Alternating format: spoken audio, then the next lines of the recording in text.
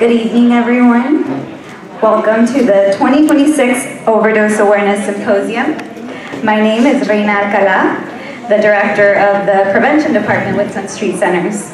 And on behalf of our staff and community partners, thank you for being here tonight. We are gathered because overdose and substance use affects individuals, families, and communities throughout Monterey County. Tonight, you'll hear from local experts, community leaders, and individuals with lived experience who are helping us better understand the challenges we face and the solutions that can save lives. This event is more than a symposium, it's a call to action. We encourage you to listen, ask questions, learn about available resources, and think about how each of us can play a role in prevention, support, and awareness. Whether that means starting a conversation with a loved one, sharing information with a friend, carrying naloxone, or connecting someone to help, every action matters. Together, we can reduce stigma, strengthen our community, and create hope for those affected by substance use. So I will be sharing a quick video. After the video, I'll be having the pleasure of introducing our Master of Ceremonies. So this will get us started for this evening.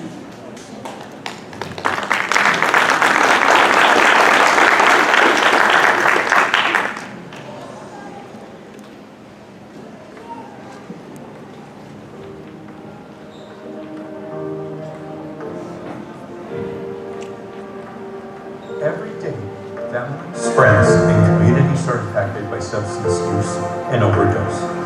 Behind every statistic is a person, a life with hopes, dreams, and people who love them. In 2023, 106,352 people in the United States died from a drug overdose. That is 290 lives every day. Today, synthetic opioids, primarily fentanyl, continue to be involved in the majority of overdose deaths. Here in California, thousands of families continue to experience the devastating impact of overdose each year. In 2023, 138 people in Monterey County lost their lives to drug overdoses, with fentanyl continuing to be a major driver of these deaths. The county's fentanyl overdose death rate was 11.8 deaths per 100,000 residents. Today, we come together to strengthen partnerships, learn from one another, share practices, reduce stigma, to improve access to prevention, treatment, harm reduction, and recovery, and to renew our commitment to those whose lives can still be saved. Welcome to the third annual Overdose and Drug Awareness Symposium. Focus on protecting Monterey County youth by preventing substance use and its associated risks.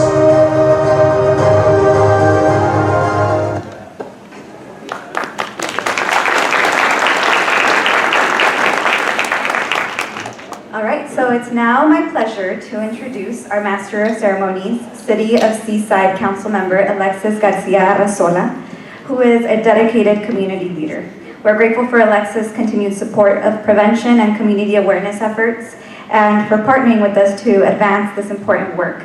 Please join me in welcoming Alexis Garcia Arrazola.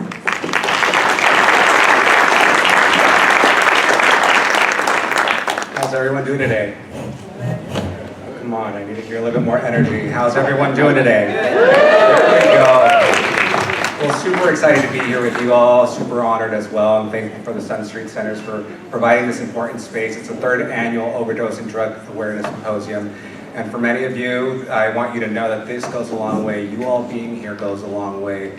You all wanting to learn and participate and make a change in our community goes a long way. So give yourselves a round of applause, but also a round of applause for each and every group that is here today, every resource that is here today, and for the great work that they do, because as elected officials, sometimes we get the credit, but no, what I tell people is you all are the real people that do the work on the ground, making change and interacting with our communities. Our duty as elected officials is to provide the resources and funding for all of you guys to do the great work in our county, here in the County of Monterey.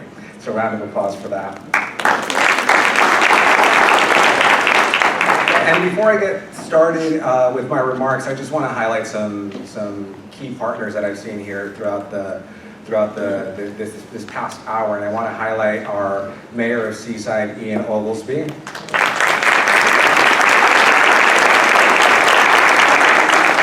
First Lady of Seaside, Ms. Rita Oglesby.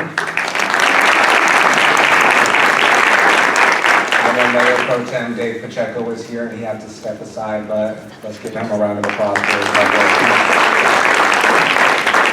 And Councilmember Rita Burks does send her regards. She's currently pulled away on work duties for a school event that she's coordinating, but she wishes she would be here today. I also want to highlight one of our key partners from our neighboring city in Monterey, Mr. Councilmember Gino Garcia from the city of Monterey.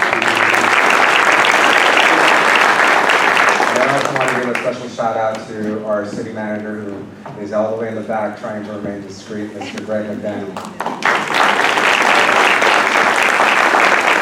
And our city attorney as well, from the city of Seaside, Ms. Sherry Damon. And a good friend of mine and wonderful partner for the city of Seaside, I saw her somewhere, right here. Supervisor Wendy Askew, representing district. So, like I mentioned, this is a very important and pivotal moment for many of us here in the city of Seaside and as a community as a whole. And for the families, parents, young people, veterans, older adults, educators, first responders, advocates, and community leaders tonight, I want to thank you, each and every one of you, for being here. Your work does not go unnoticed, like I said earlier, because when we talk about addiction, we're not just talking about statistics, we are talking about people. Someone's son or daughter, someone's parent, someone's friend, someone who served our country, someone who may be struggling silently. And sometimes we are talking about ourselves. The reason I say that is because I want to share something personal with all of you today, and this is one of the reasons why I decided to say yes to participating to this event. Because to me, addiction is personal, right? My experience with addiction started with cigarettes. And I know many of you might be like, it's just cigarettes. It's not just cigarettes. Because it started casually here and there. And one cigarette, then another, and then another. And over time, I stopped smoking cigarettes roughly 2 years ago. But the reason I mention that is because I still wear nicotine patches here and there. Because the addiction does not go away. You know, there's always that craving of smoking a cigarette. And if it can happen to an adult, it can happen to a youth. Right? And that's why I bring that up. Because we have to approach addiction with humanity, not shame. A teenager may be struggling with peer pressure, anxiety, or a veteran may be carrying experiences we can't fully understand.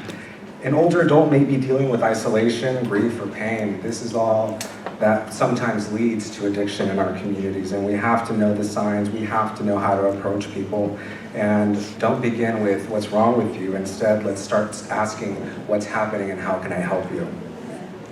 And to our young people here today, and to our parents, you don't have to prove your strength by doing what everyone else is doing. Real leadership is having the courage to say no, to walk away, and to speak up when a friend needs help. So I want each and every one to remember that. And as a council member, I believe government has a responsibility to protect our communities, especially our young people. That is why I brought forward action to restrict flavored nicotine products in the city of Seaside, and my colleagues on the dais and alongside the mayor, we didn't want to wait until our generation became addicted and then have to ask ourselves what happened. But government can't do this alone, and that's why I think prevention events like this today are what makes a real difference, because it begins at home. It begins with the parents asking the uncomfortable questions, listening more than lecturing, and making sure our children know they can come to us anytime that they want. California and Monterey County have done amazing work and amazing investments in prevention, and I want to thank Supervisor Askew for leading some of that effort as well, and making sure that our youth are well supported and that treatment and overdose response and recovery does not go unnoticed in Monterey County. So thank you, Board of Supervisors, for the great work you all are doing in Monterey County. So I just want to end with this. If you're struggling, please remember, your addiction is not your identity. Your hardest day does not define your future, and asking for help does not make you weak. It makes you human. So let us choose compassion over stigma, prevention over complacency, and courage over silence, because every life is worth fighting for. So thank you, and thank you, Sun Street Centers, for leading the effort and having this overdose and drug awareness symposium. So So now, with that being said, I also want to recognize and ask our mayor of the city of Seaside if he can come up and present a proclamation on behalf of the city of Seaside to Sun Street Center.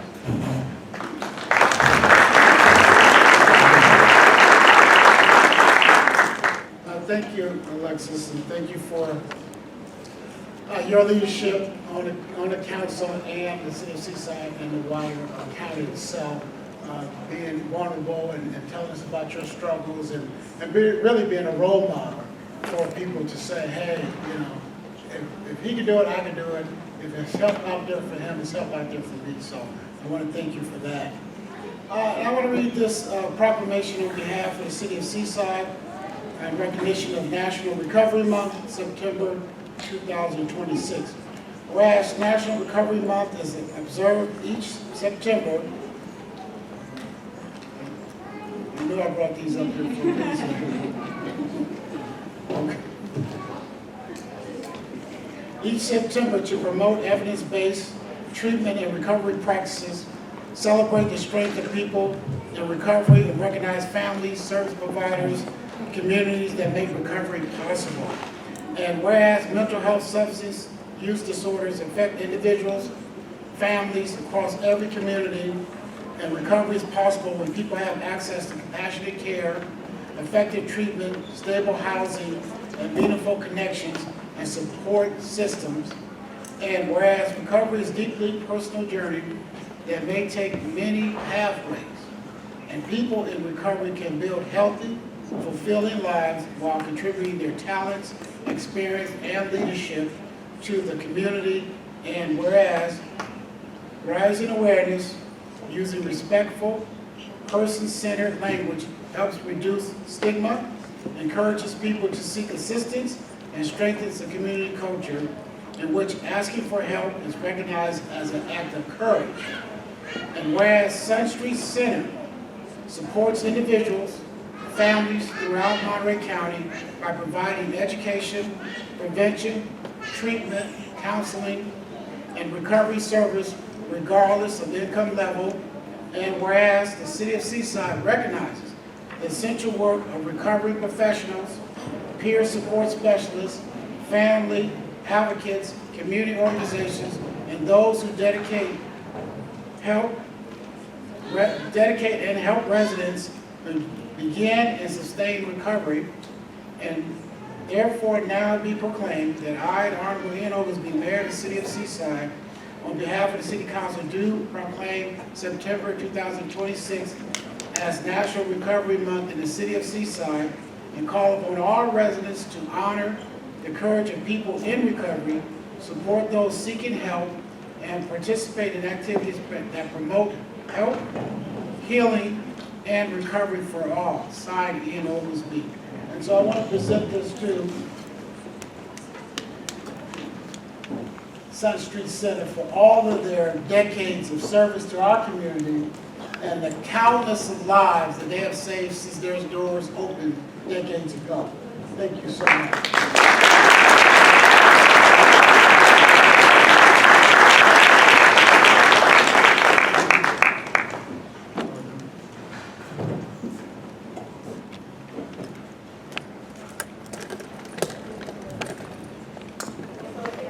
I want to say thank you. Sometimes it just goes unnoticed, the work that recovery specialists do within our community. But we wouldn't be a community if we didn't have you guys out there every day reaching out, asking people, would you like a hand? Can I help you? And I just want to say thank you for what you do every day to save lives. It's so important to all communities, every community.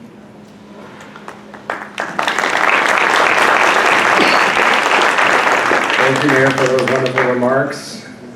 Now I want to take a moment to introduce one of our great friends and colleagues that I mentioned, Ms. Wendy Askew, supervisor from District 4, and just a little bit about her. Wendy is someone that does not shy away from a good fight, and a great friend and a great mentor.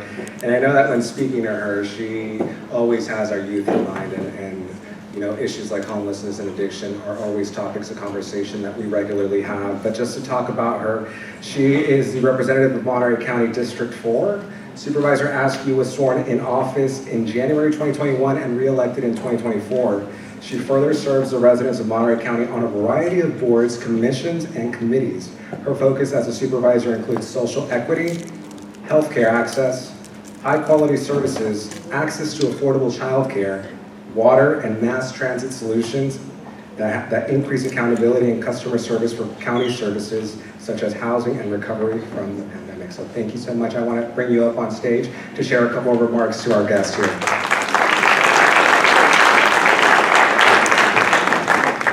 All right, that's a very nice introduction, Alexis.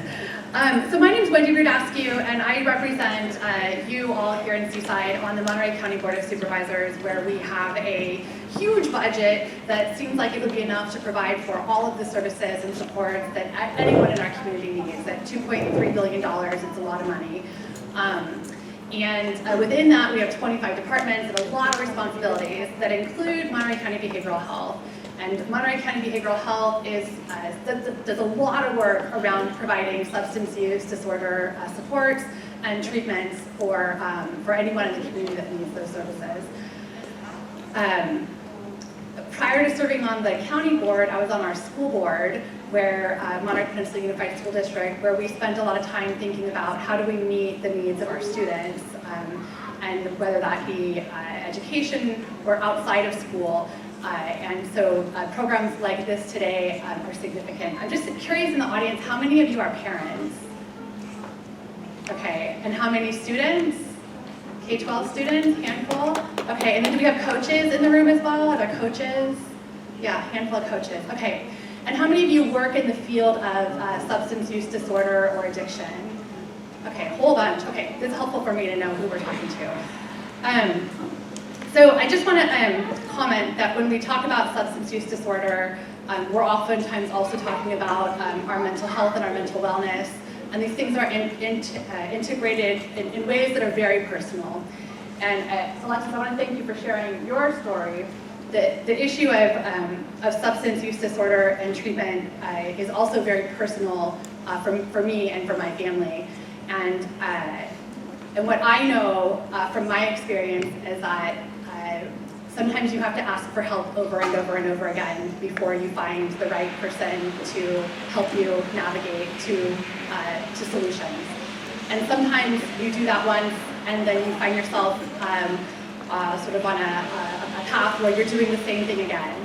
And what I know is that struggle is not just for someone who's personally struggling. That struggle is for everyone who loves and cares about someone who's struggling.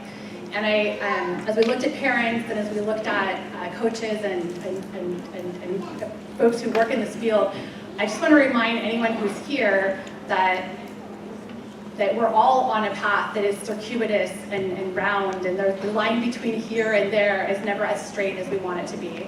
And you have the honor and privilege of supporting people as they navigate that path, meeting them where they're at and helping to meet their needs, which are as unique as we are as human beings. I'm forever grateful that the point in time where we needed to pick up the phone and say, hey, it's time for help, we need help. We had someone on the other end of the line who answered and said, we'll meet you tomorrow morning and we're going to get this figured out. Nothing about the rest of the steps were simple or easy or in a straight line from here to there. And the challenges that my family faced continue. But what I learned in those moments is that we didn't have to navigate those challenges alone. But I had to talk about it before I could get help navigating that. And sometimes that's the hardest thing. So being in a room full of folks who are going to help break stigma, who are going to have these conversations, and who are going to be the safe person on the other end of the line, it matters. It matters so much. And I just want to say thank you for choosing to be here and for choosing to be a part of that path that sometimes we're on, sometimes someone we love is on, but that we know many of our neighbors and loved ones end up traveling. So let's see, I had one other comment I wanted to make before we continue on. Alexis said that humanity, not shame, is the path forward, and I just can't emphasize that enough. The county does have resources. They're fractured, the safety nets are incomplete, and have holes in them. So sometimes you've got to fall through a couple safety nets before you find one that catches you. We're going to continue working on that with partners like Sun Street Center to help close those gaps in our care systems. But until we get to that better safety net, that better solution, it does take everyone leaning in together. Partners around this room committed to saying, hey, one safety net failed, but we've got the next one here waiting for you. And for those of you who are navigating those paths forward, if one call doesn't get answered, please make the next call. Please keep asking for support until you find the support that you need, because it is out there. So with that, I will say thank you all for spending part of your evening, and thank you to Sun Street Centers and to every single one of the partners who are here with us today. None of this work happens in isolation. So thank you all again.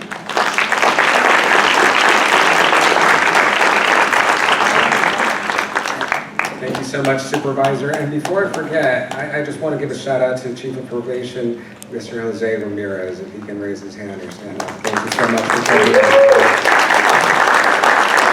So now we're going to get going. So here's a list of our guest speakers. We have a total of 5 guest speakers and 2 testimonials. So we're going to start off with our presenters, and I'm just going to give a brief overview of who they are and what they do. Mr. Gordon Horn from Sun Street Centers is a clinical supervisor, a licensed advanced alcohol and drug counselor with more than 20 years at Sun Street Centers, combining decades of professional experience with his own journey in long-term recovery. Gordon is a passionate advocate for addiction, education, prevention, and recovery. His unique perspective and dedication has made him a well-respected voice in our field. So now I'm going to ask Mr. Gordon Horn if he can come up to the stage and give us a little bit more about the great work that you're doing.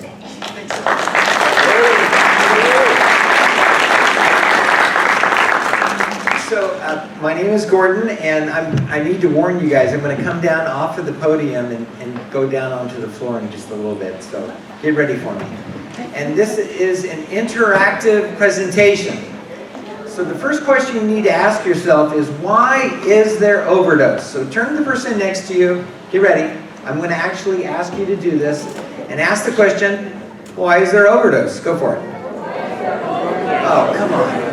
Yeah, I was looking at you and you didn't ask somebody. Yeah, I am looking at you. We'll do that again. Turn to the person on the other side and ask them, why is there overdose? And the answer to that question is really very simple. As human beings, we make choices.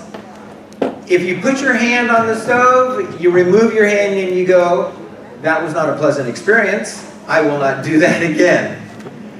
When you do drugs of abuse, if it's pakalolo, which is the Hawaiian word for pot, which is where I'm from, or heroin or fentanyl, alcohol, cocaine, crack cocaine, you always get the same neurotransmitter. And you don't get the neurotransmitter that says, this is dangerous, this hurt. You get the neurotransmitter that says, are you ready for that? This? It has one sole message. Tú necesitas esta cosa por vivir. You need this thing to survive. It is the neurotransmitter of instinct. The first time you got this neurotransmitter, you were born and you nursed. And when you nursed, you got some milk and your brain said, wow, you need this, help me finish the sentence please, to survive. Let's try this again. You need this milk to survive. Oh, you know what? You guys were really weak up here. Not even one person said it. And by the way, I do a lot of public speaking and I get really, really nervous. So part of this is me trying to get through this presentation without having a panic attack.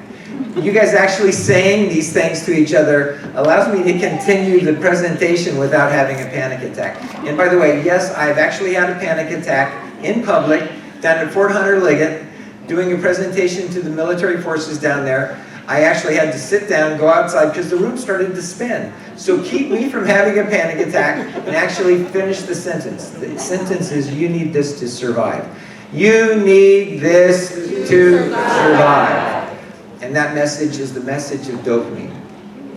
Turn to the person next to you and say, it's all about the dopamine. It's all about the dopamine. Turn to the person on the other side and say this. It's all about the dopamine.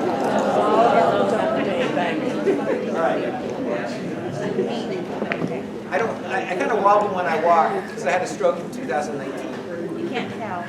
What's that? But you cannot tell. You look great. Oh, thank you so much. But dopamine says one thing. You need this to survive. And that's why it gets kind of confusing. Because if you drink alcohol, you get about 400 units of dopamine. Is this on now? Oh, yeah. If you do crack cocaine, you get 475 units of dopamine. If you, actually, when I was a kid, as I mentioned, I smoked a lot of Pakalolo in Hawaii as a kid. I would get maybe 300 units of dopamine, and that was some really powerful Pakalolo as a kid in Hawaii. The marijuana now releases more dopamine than crack cocaine. You get up to 600 units of dopamine from smoking a joint. It's hard for me to say this and believe it. I'm saying this without my heart believing it. And my son, he'll be like, no, Dad, you get 600 units of dopamine. You have no idea how powerful this marijuana is today.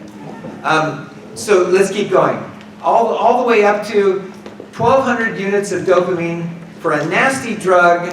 Anybody want to take a guess what drug that is? Methamphetamine. So all of these drugs of addiction, from nicotine and the cigarettes, where did Alexis go? To methamphetamine, you get a release of dopamine. And dopamine says you need this to survive. If it had any other message, we would not be here talking about overdose and the scourge of overdosing. If it had any other message, we wouldn't be saying, I'm in recovery. Because the message would not have been, you need this to survive. Are you guys with me on this? I beat the daylights out of that. And I do have this point to make. Key point. Addiction is a medical condition, not a moral failure. Now, believe it or not, in 1958, the American Medical Association came out and they said, guess what? We have discovered that the disease of alcoholism and addiction is a disease. It is not a moral failure. And that was all based on what's called anecdotal evidence. Anecdotal is a fancy word for when it's basically they say that's what it is. There was no physical evidence, no clinical evidence, no neurochemical evidence, no double-blind clinical trials to show that the disease of addiction was a medical malady. They just knew what they were seeing, and that was continued use despite negative consequences. I'm going to say that twice. They were seeing continued use despite negative consequences. And the physicians in America decided to call it a disease. We now know exactly what's going on neurochemically. We know that this disease of addiction and alcoholism is based upon the release of dopamine. And dopamine has one message. That message is, you need this to survive. That is the message of dopamine. Anybody want to help me say that? You need this to survive. If you leave here tonight with nothing more than that message, my mission has been accomplished. By the way, this is a really good-looking group of people. You guys look great. I'm seriously. The mayor of Seaside is in this room. I mean, seriously. Yeah, I mean, this is a styling and profiling. And you know what? Turn the person next to you and just tell them, you are so good-looking. Do it, yeah. You're so good-looking. Yeah.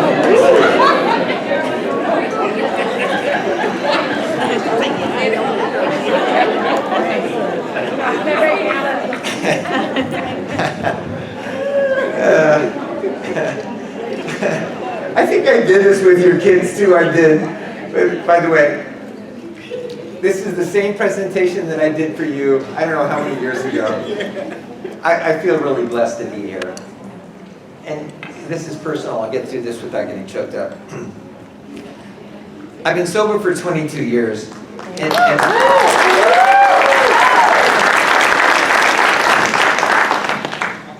And my journey in recovery started in this wonderful city, in Seaside. I left Hawaii with an alcohol problem, and guess what happened when I came to the mainland? I had an alcohol problem on the mainland.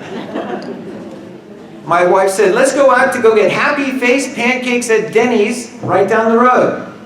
I need to ask you a question. What's across the street from Denny's right down the road? What store?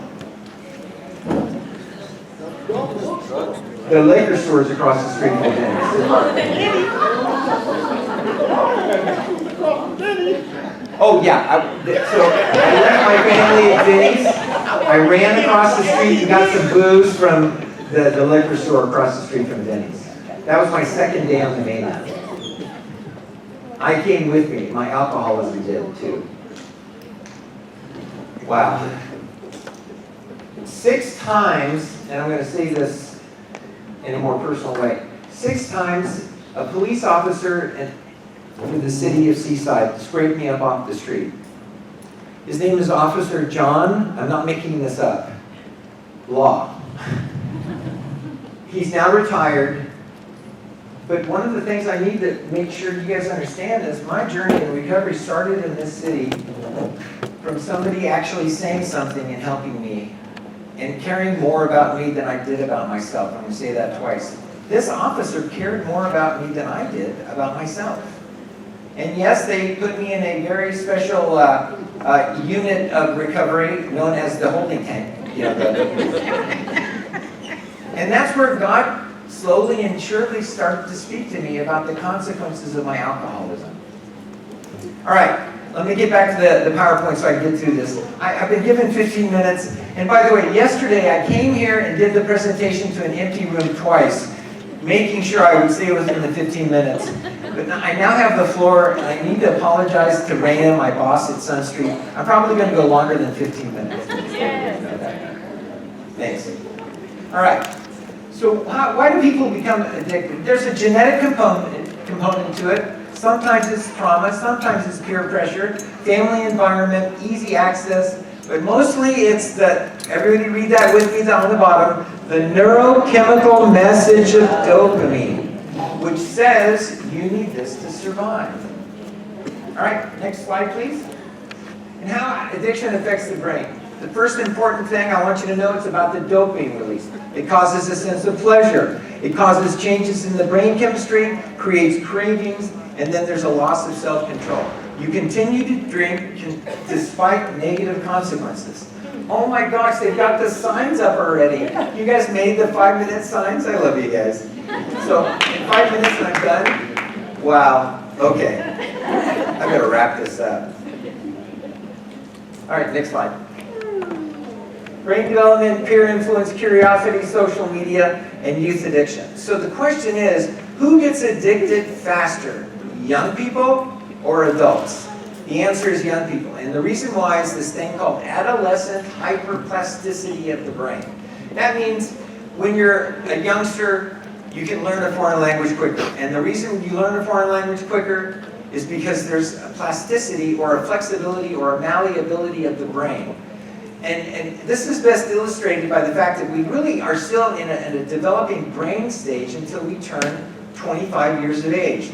Evidenced by the fact that you cannot rent a car until you're 25 years of age. Even the rental car companies who want your money will say, no, you're not old enough to rent a car. And I remember being young, that was quite a while ago, not being able to rent a car because I was not quite 25. Well, that didn't make any sense whatsoever. Didn't they know I was completely developed? No. Nature saves the best for last. Your prefrontal cortex, the part of the brain which makes the best decisions, your wisdom part of your brain, is not completely developed until you're 25.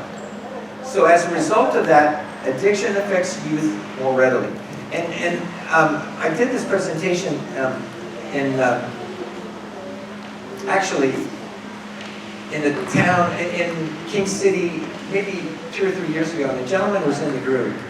And he said, so does that mean that if you start smoking cigarettes when you're 13, you're more likely to be an addict when you're 33? And the answer to that is absolutely.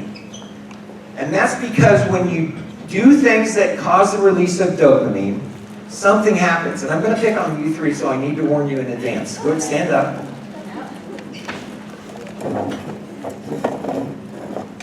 All right. So when you do drugs of abuse, you get dopamine. This is a molecule of Dopamine. What is this the molecule of? Dopamine. Okay, we're gonna watch you. What's your name? Stephanie's about ready to get high. Are you ready for this? Let me get so everybody can see your facial expression. Stephanie, tell me about your favorite. Tell me about your favorite food. Crab. Oh, you see that look on her face? Does she have the crab in front of her? No. She is experiencing a thing called euphoric recall. And here's your molecule of dopamine. All you have to do is think about crab. Did you dip it in butter? Oh my gosh, you see that? She's high. Is there a detox room available? Stephanie, I'm sorry.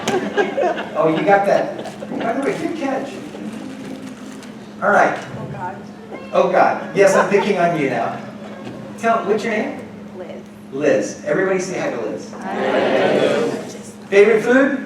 Pizza. Okay. Or taco. Pizza or tacos. By the way, look at, she's high. There's your pizza. Good catch. There's your tacos. And now you're high. And what is your name, young lady? Lucy. Lucy, do I know you? Yes, we do. I do know her. She's been a friend for years. Lucy, what's your favorite type of food? Mexican. Mexican. And she's from Michoacan State. And in Michoacan State, they love corundas. Oh, there, oh, look, Felipe got high right there. She's thinking about it. There's your dopamine. And as a result of that, you get dopamine. Now, the question is, do these folks need the crab, the pizza, the corundas to survive? The answer is yes. All right, so with that, we decide to have, and somebody needs to help me out, some alcohol. Oh my goodness, I'm in the right room. Captain Morgan, yes. So you have some Captain Morgan. All you have to do is do that thing like, yeah, it's Captain Morgan. Yeah. With that, we have some Captain Morgan.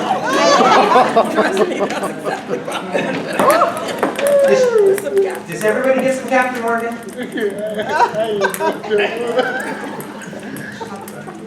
So the brain is flooded, especially in an area called the nucleus accumbens. That's a technical word for the center for pleasure and reward. As a result of that, yeah, I'm gonna go on. As a result of that, are you guys okay with me going on? Yes.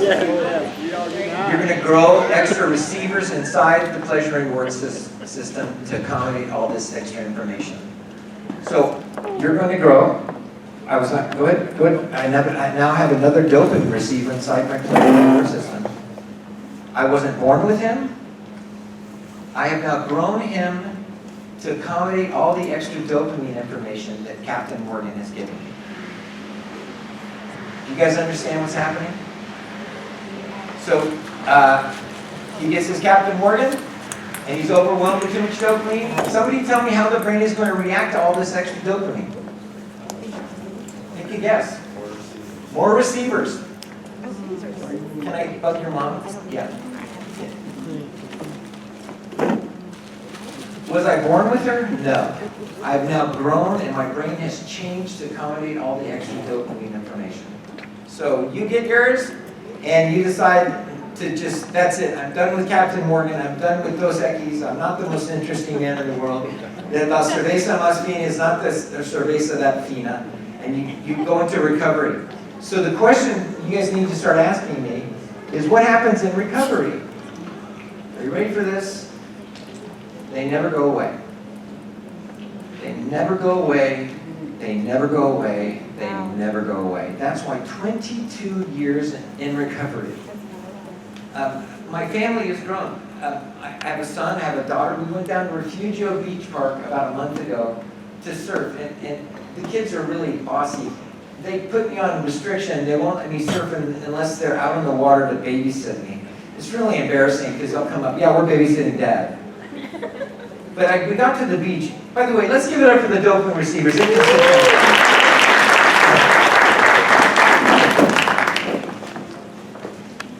Where was I? Oh, yeah, Refugio. He got out of the water, and I was just thinking to myself, and my son says, Dad, what are you thinking? I'm like, oh, nothing. He goes, you were thinking you could have a beer after a good surf session with your kids.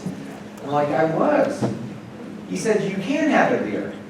But the problem with you having one beer is it eventuates in you having 2 beers. And after I have 2 beers, I feel so much better, and my ability to make decent decisions has been compromised, and I have 3 beers. And that's the story of recovery. The best thing I can do as a person in recovery is to never light up those dopamine dendrites, because they're still there. And I know they are, because I still hear the message. Isn't that crazy? And that's how addiction, and that's how relapse, and that's how overdoses take place. Because I have now changed, the physical structure of my brain has changed to accommodate all the extra dopamine. Okay, so what do? Learn about addiction, reduce stigma. In other words, now you know it is a disease. It's not some sort of moral failing. Encourage treatment, support recovery, be a positive influence, and most importantly, say something. Turn the person next to you and say those 2 words. Say something. Say something. Turn to the person on the other side and tell them, you know what, say something.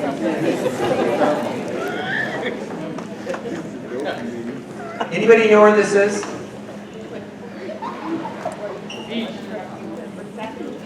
No, that's not Refuge, that's the wharf, right down the road. And that's my son. He's 27 now. And he still loves to surf. But at this place, about, gosh, I think he's 7 in that picture. We went there to surf because that's a perfect place to learn how to surf. And he decided to get out of the water. I remember he had this cool little skimboard that he was using, and he would take the skimboard, put it on the sand, and he was digging up the sand, and it looked like to me, because I was out in the water, that he was putting something back on his skimboard, carrying it out into the water, and dumping the sand into the ocean. So I came up to him like, what are you doing, son? He goes, Daddy, there's all these moon jellies on the beach. The tide had come in really quickly, and deposited all these jellyfish on the beach. You guys are all Seaside people. Oh, that happens there all the time. We know about the moon jellies getting stranded. But he was picking them up, putting them on the skimboard, and bringing them back out to the ocean and dumping them in the ocean. And the waves were, well, they're never really big at the wharf. They're always dinky and perfect to learn how to surf on. And that's why this wonderful group called Wahines, they do lessons there because it's just a perfect place to learn how to surf. But there's lots of moon jellies. And he started picking up the moon jellies and putting them back into the ocean. And I said, well, son, now, we're here to surf, and the waves are decent. Let's take advantage of this and catch more waves. He said, no. He stopped, and he didn't listen to me. He bent down, put another moon jelly on his skimboard, and carried it back out to the ocean. And I said, this is just stupid. And by the way, I read this story. I heard a preacher share it from the pulpit in Honolulu. I read this story in Chicken Soup for the Soul about starfish. And then all of a sudden, this story is happening to me in person. And I told my son these wise words. Stop it! There are so many moon jellies, it won't make a difference. Don't you see there's thousands of them on the beach? And my son ignored me, turned around, picked up another moon jelly, put it back in the ocean, and he said, you know what, Daddy? Made a difference to them. And I need to say thanks to Officer John Laws and the city of Seaside. Because your city, Mr. Mayor, put me back out in the ocean. I'm forever grateful. And yes, I was hostile. I was not the most agreeable person on the streets of Seaside. But you know, somebody made a difference because they said something. Every time I was arrested, detained, put in an ambulance, Officer John Loss would say, you know, there's a place you can go to get help. One time he dropped me off at Genesis House.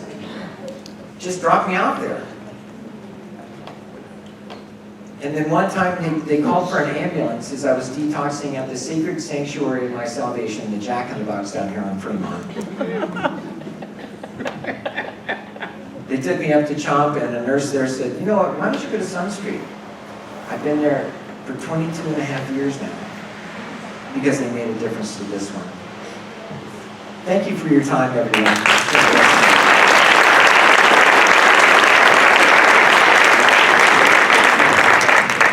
you for your time, Mr. Gordon-Horn. It was such an inspirational discussion, and I think 22 years is no easy feat, so cheer celebration to that.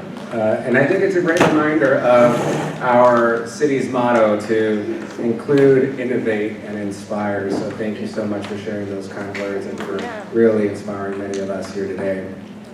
Next, I want to move on to our next speaker. Her name is Lauren Stroud, supervisor for the lead. She is a lead licensed clinical social worker in the emergency department at the Salinas Valley Health Medical Center. She holds a degree in social and behavioral science, social work, and public safety with a criminal justice specialization. Lauren's experience includes supporting kinship, caregivers, justice-involved youth, sexual assault survivors, and adolescents in acute crisis. This work has shaped her focus on crisis intervention, trauma-informed care, and supporting individuals and families during difficult moments. In her current role, Lauren provides clinical supervision and behavioral health crisis support for individuals experiencing acute mental illness and substance use disorders. She uses evidence-based approaches, including DBT, CBT, and motivational interviewing to advance compassionate, patient-centered care. So let's give a round of applause for Ms. Lauren Stroud.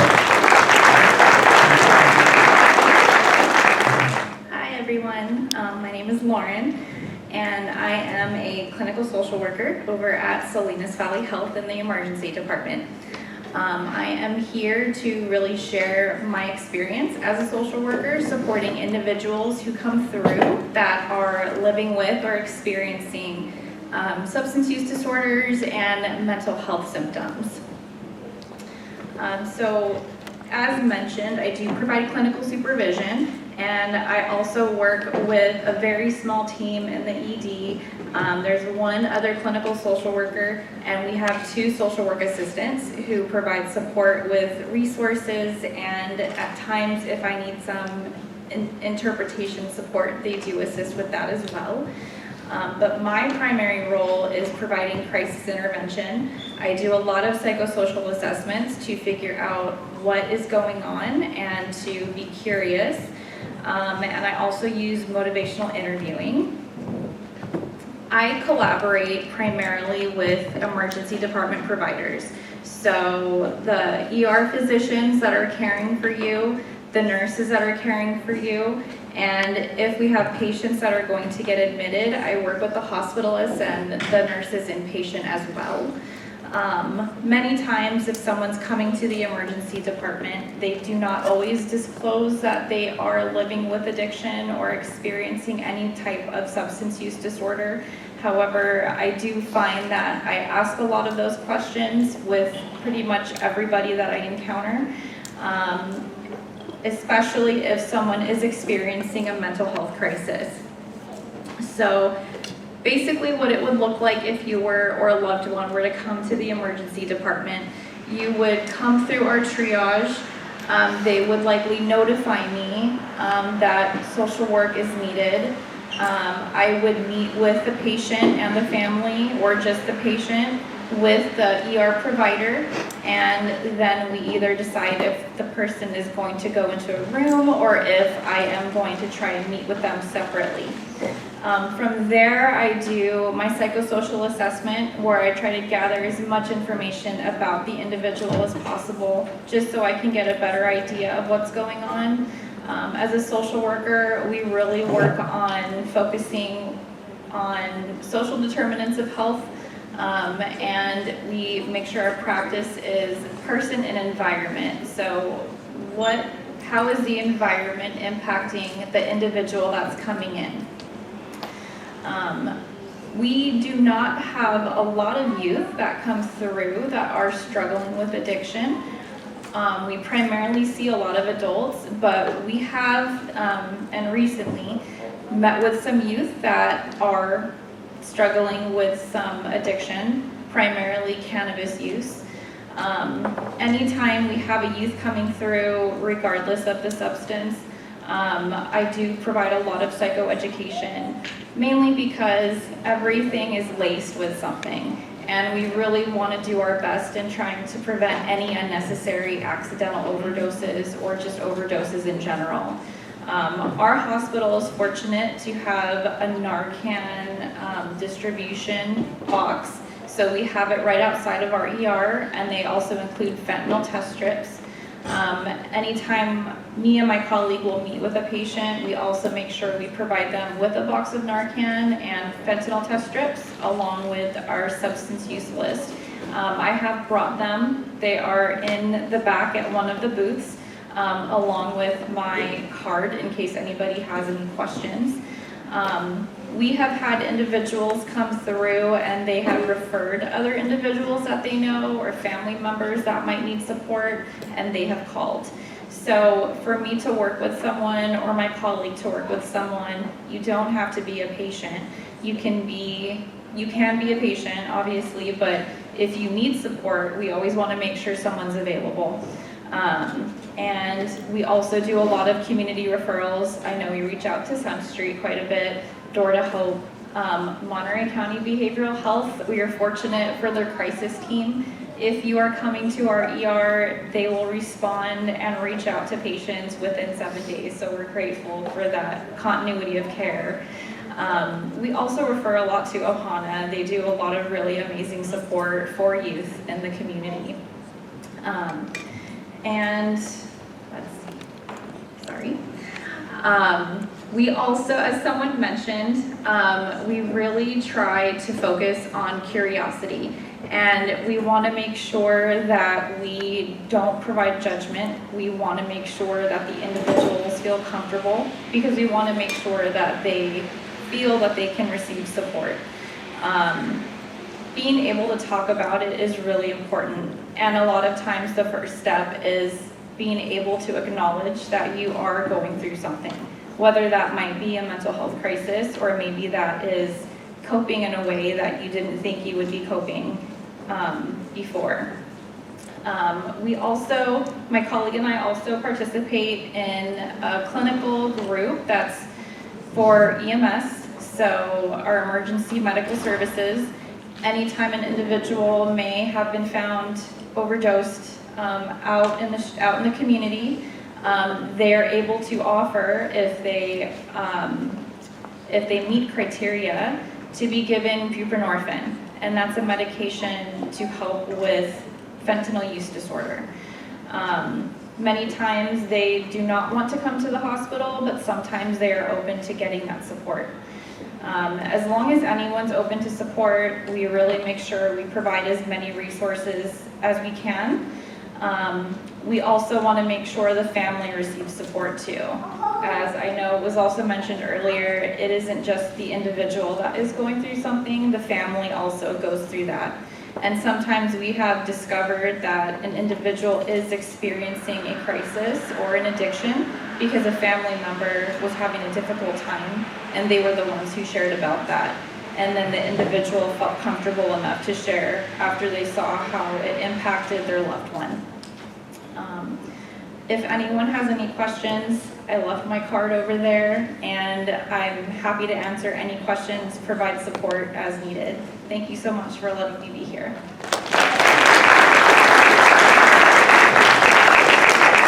Thank you so much, Lauren.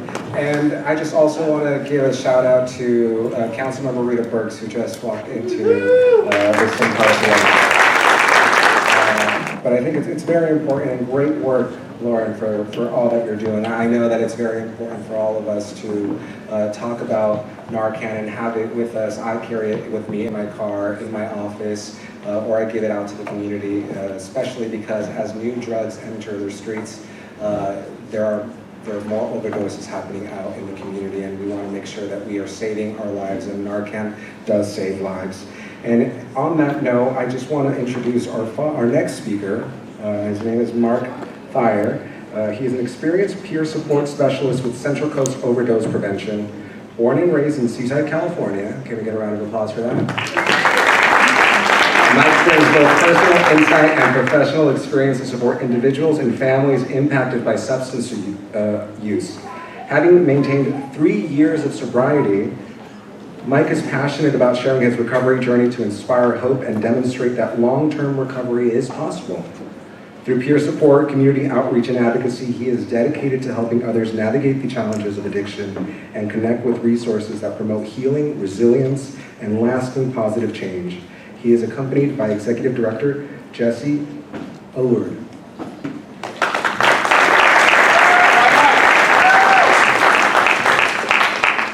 Good evening, everyone, and thank you to Sun Street for having us. My name is Mike Thayer. I work for Central Coast Overdose Prevention. CCODP is a community-based response to the ongoing overdose crisis across Monterey, San Benito, and Santa Cruz counties. We exist because people are still dying, still showing up in emergency departments, and still being left behind by the systems that were never designed to meet them where they are.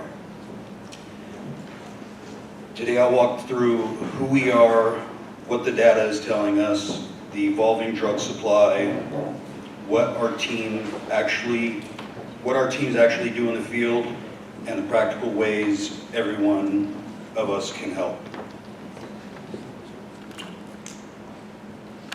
CCODP is a peer-driven organization focused on overdose prevention and substance use support. Our mission is straightforward: to connect people with substance use information and treatment resources to combat the opioid epidemic and promote a safer, healthier California. We do this primarily through our substance use response team, peer support specialists working alongside physicians using a three-pronged approach: harm reduction, mental health support, and medical care. We prioritize people with co-occurring substance use disorder and homelessness, and we go to the places where traditional services often do not reach. So I'm going to talk just the next few slides. Unfortunately, I got the data slide, so how boring is that? But I'm going to talk to you just a little bit about what we're seeing out there. So this year alone, 11 people have died from overdose death in this county. 11 people. So think about that. 11 people are to stand up right now, and for time we can't do it. But I was going to ask 11 people to stand up and then ask you, what would life be like without you tonight? You're not going home. That's your dad up there, right, the officer? What if your dad was one of those people? Drugs impact and affect everybody, despite the color of your skin, or how much money you have in your wallet, or your age, or your gender. It impacts everybody. So what this data of 11 people who passed away from overdose isn't just a number, it's us, you guys. This is happening to us. But there's some good news, okay? 11 people have died this year. 650 overdoses have occurred countywide. Last year, we had 57 people pass away from overdose. That's a significant difference. We're not going to hit 57 this year, but we're seeing more overdoses. Last year, we had about 312. This year, we're already at that number. So more people are overdosing, they're just not dying from it. Why is that? Somebody mentioned the Narcan in front of you. That's a big reason why. We're getting really good at leaving Narcan behind. And the paramedics who are out there, I'm so glad that Lauren mentioned that. Paramedics, and I'm one of those in this county, who can give buprenorphine to a patient. 3/4 of those, or 75% of those people who got paramedic administered buprenorphine came back a month later to get another script of buprenorphine, at least once. That's significant. So how do you measure success? I don't know. That seems pretty successful to me. So we're not out of the woods. I'm glad, and we use this. This is called OD Maps, where we're able to take EMS data, electronic healthcare record data, and take it into a map and then target areas based on demographics, so we can truly do our outreach. There are more trends, but I'm going to kick it over to Mike, because really he's probably the most important person here with lived experience. And now that the boring stuff's out of the way, here's Mike again.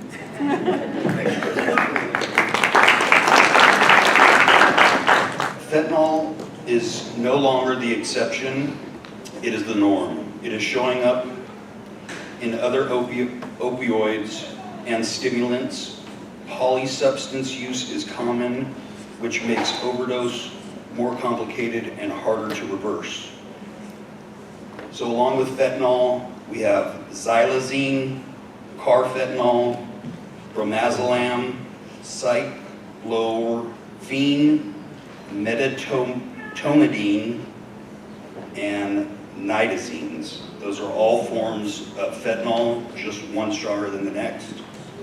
Overdose, both fatal and non-fatal drug-related injury and illness, and the arrival of these new substances create an urgent public health crisis.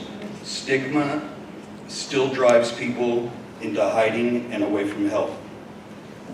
When drug use and homelessness occur together, both health risks and experience of stigma are amplified. Meeting people where they are is not optional, it's essential. So, as a peer support, we go to Chinatown every Friday. We go to South County Thursday. We're here local at in Monterey at El Estero Park, alongside the Needle Exchange. And Tuesday we are here locally. We always have a doctor with us, and we offer basic healthcare needs, medications for opioid use disorder like buprenorphine, Suboxone, naloxone. We also do ECM services, enhanced care management. We have a truck that has harm reduction supplies, naloxone, fentanyl test strips, hygiene supplies. We also build organizational capacity through programs such as Naloxone Now, Bounce Back, EMS Butte initiation, SUD support inside a jail and juvenile hall, a youth advisory board, COPN accelerator programs, and partnerships with local organizations and schools, including CSUMB and the SPCA of Monterey County. How you can help. Everyone in this room has a role. Talk. Normalize conversations about recovery, overdose prevention, and carrying naloxone. Provide. Keep naloxone available at home, school, workplace, and community gathering places. Link. Refer people to CCODP and know the other local resources, Sun Street Centers, Pacific Rehabilitation and Pain, Genesis House, Access Support Network. Install. Consider placing the Naloxone Now box at your site. We personally, Central Coast Overdose Prevention, can help you with that. And destigmatize. The language we use matters. Most of us know someone who has experienced addiction. How we speak about it either builds bridges or builds walls. And then we have some of our contact information. I'll leave it on this note with words from Dr. Rep Close, who is the heart and soul of Central Coast Overdose Prevention. I received such tremendous joy from reaching out to people that everyone else has said no to, or that most people turn away from. I will reach out to the people that the rest of our society has in many ways considered hopeless or unworthy. I want to meet them where they are. I absolutely want to give them the voice and the care that they deserve. That is the spirit of CCODP. Thank you for the work that you do, for the people you serve, and for being willing to meet people where they are.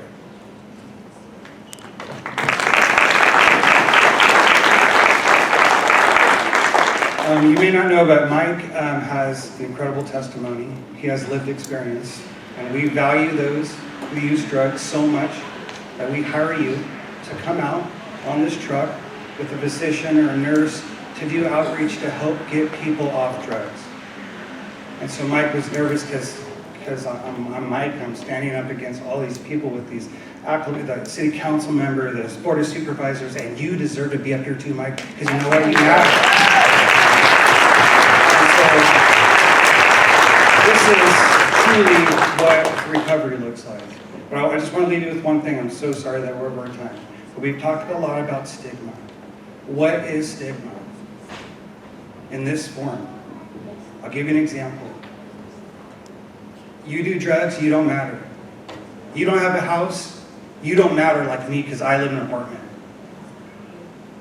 Your family member died of drugs, you don't matter. That's stigma. I work as a firefighter. I see it from my own colleagues every day, where they subconsciously judge those who use drugs. And I can tell you, by statistic, a handful of us in this room use drugs. You matter. You matter. If you use drugs now, or if you use drugs in a week, or if you did alcohol 22 years ago, you still matter. And that's why we're up here teaching that mission.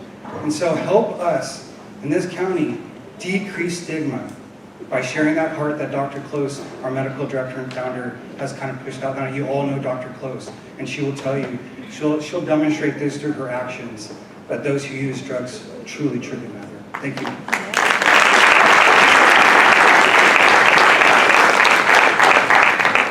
Thank you so much for that wonderful presentation. And one of the things I want to highlight, it was mentioned, addiction does not discriminate.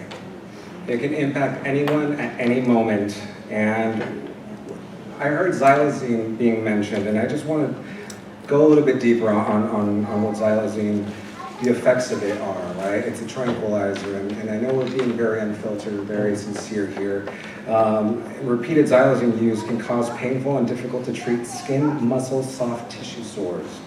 If left untreated, the sores can grow and become infected and lead to patches of dead and dying tissue, which leads to further growth or potential likelihood of contracting bacterial infections such as heart infection and HIV, which we know is a serious issue going on in our communities as well, especially as funding is being cut throughout the various states and regions. So thank you for bringing up those drugs, and sometimes we don't know the effects of what happens to our youth, to our parents, to our grandparents.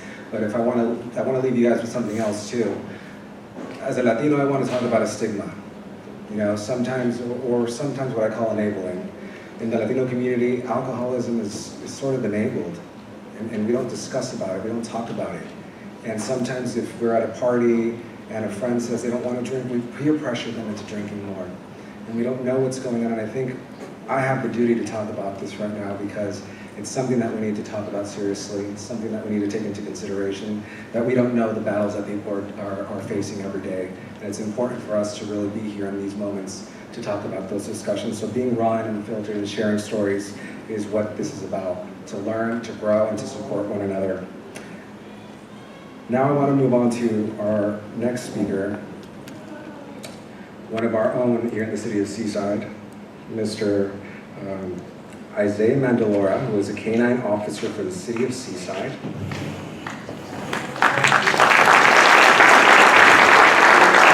He was a dedicated public officer of the city of Seaside. He graduated from Gilroy High School in 2014 and left for the military as soon as he turned 18. Thank you for your service.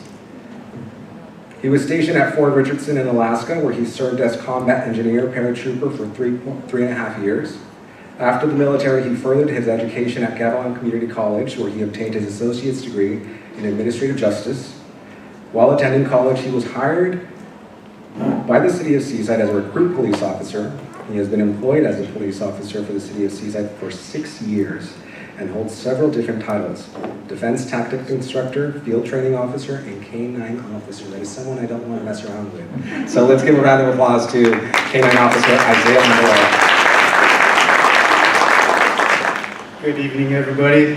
Bear with me, I'm not the best at talking in front of big audiences, so normally I deal with people one-on-one or maybe like a handful of people, so a little nerve-wracking up here. So he just talked about me a little bit, but I'll go into a little bit more about my qualifications in speaking to you guys about drug awareness. I've testified as a drug recognition expert in preliminary hearings, specifically in regards to fentanyl and methamphetamine. I've also testified as a drug sales expert in those same fields. I have over 40 hours of California Post certified training courses, which is the police officers standardized training. Okay, so for my portion of today, hopefully I could inform some parents or guardians in here about drug-related contacts here in Seaside. how we handle that and stuff like that. What drugs we typically encounter here in Seaside, what overdosing looks like, what parents should look for, and what resources we have here in Seaside to help prevent that. So starting off, I put together a quick chart of the last 5 years of arrests regarding possession, with 2023 being our biggest year with 200 arrests, and 2021, which was, I think, the end of COVID, with about 55. This year, we're on pace to have about 180 arrests, which is very unfortunate. We want that, to be as low as possible. But this graph doesn't.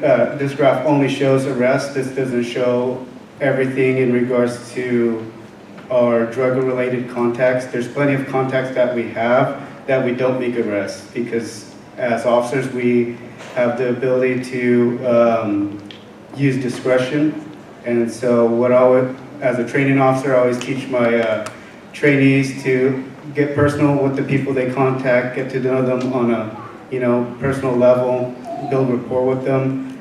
And so I get them to talk to them about their lives and how they got to where they got to. So in regards to drug usage, someone's phone's going off. The youngest age I've seen someone use methamphetamine, does anybody want to take a guess? So I hear 15, 7. The youngest was 12 for me. Asked them how they got into it. It was a younger female, and she was dating an older male, and he introduced her to drugs. Anybody want to take a guess for the youngest person I've contacted in regards to heroin? 10, 14. It's even younger than the other person. It's 6.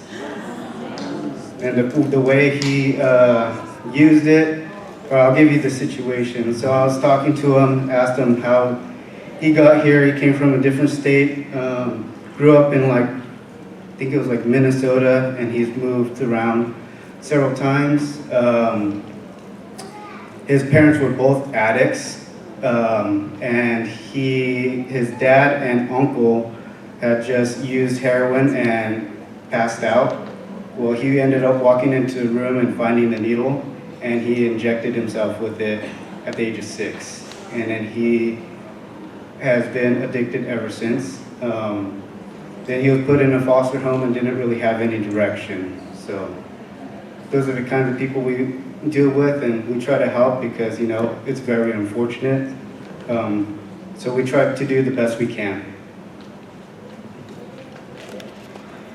So just some identifiers for you guys. Up on the screen is crystal methamphetamine, which is probably the most used drug here in Seaside. It's a highly addictive stimulant drug. It affects the central nervous system. Usually found in the form of white crystals or white crushed up powdery crystals. It's typically odorless and can be used in various different methods: smoked, inject, swallowed, or snorted, with smoked being the most common we see. The picture at the bottom left of the screen is a meth pipe. They're usually about 3 to 4 inches with the bulbous end and a small hole on the top. Next up we have heroin. It's a highly addictive narcotic drug processed from morphine extracted from poppy plants. It could come in the form of powder or sticky black tar-like substance, which we call black tar heroin. Black tar heroin has a vinegar-like smell, and it's kind of hard. They can also be used in various ways: injected, smoked, and snorted. The two most common is injected and smoked. Injected is pretty self-explanatory, but smoked is a little bit more different.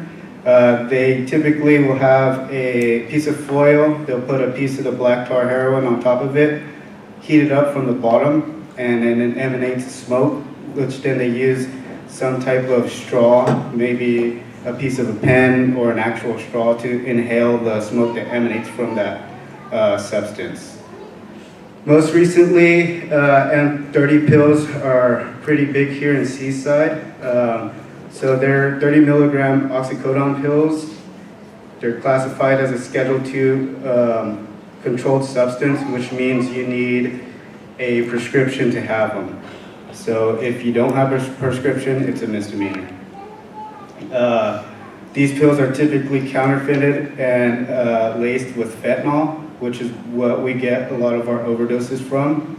And fentanyl is a synthetic opioid that's about 60 to 100 times more potent than actual oxycodone. And the most common ways I see people use it, or they tell me that they use it, they either swallow it or they smoke it. And same method as heroin. They put it on a piece of foil, burn it from the bottom, and inhale the smoke that emanates from it. Overdosing, what it looks like. So typically when somebody's overdosed or overdosing, they may be unconscious, unresponsive, and may not respond to any stimuli. So you yelling out to them, hey, are you okay? You may not get a response. You may try to do some type of pain stimulus, maybe a sternum rub. They usually don't have any response to that. Their breathing is going to be slow, irregular. They may turn a different color, more on the bluish side, due to the lack of oxygen. And they'll have pinpointed pupils. That's for any overdose in regards to opioids. And they'll have a slow or irregular heartbeat. So here in Seaside, we're pretty limited in what we have available for the youth. But we do have the youth diversion program, which Teddy Black over here on my left is in charge of. We have a social worker, our Seaside Family Community Support practitioner. They typically will come out to our calls if it's like a non-criminal act, or maybe it is and the scene's secure enough for that person to come on scene and assist, or we could refer them later. And of course, wonderful Century. And that's all I have for you.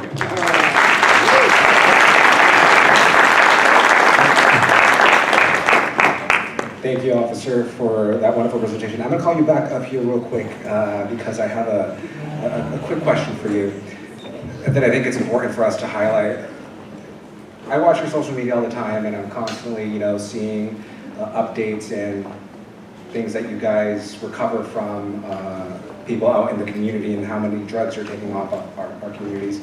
But what I noticed recently was an increase in overdoses. How many overdoses have you had in the past few weeks that our police department has been able to save lives in our communities? If you can share. The last couple weeks, I think we've had approximately 2. We average about 5 overdoses a year, which in my opinion is 5 too many. Thank you, and I just want to highlight that because that's 2 in a couple of weeks. If our average was 5, we're starting to see an increase, right? And I think it's also important for me to highlight our family and community support program specialists who, thank you for highlighting them, but I also want to give them credit for the work that they do and the follow-up that they do with our constituency here in the city of Seaside, of securing housing, of securing resources, of restarting their lives and following through and ensuring that we're saving a life here in Seaside. And if we can continue doing that, I know we will. So thank you so much for that presentation. Next up, I want to introduce Officer Ryan Moore, who serves as a California Highway Patrol officer for the past 8 years and currently serves as a public information officer at the California Highway Patrol Monterey office. I'm sure you all are busy right now with everything that's going on with Big Sur. So thank you for being here and making time to speak about such an important issue. Prior to this assignment, Officer Moore worked at the CHP Hollister Gilroy office, where they gained valuable experience engaging with the community, addressing public safety concerns, and supporting a range of enforcement and outreach initiatives throughout the region. So thank you so much for being here, joining us, and looking forward to your presentation.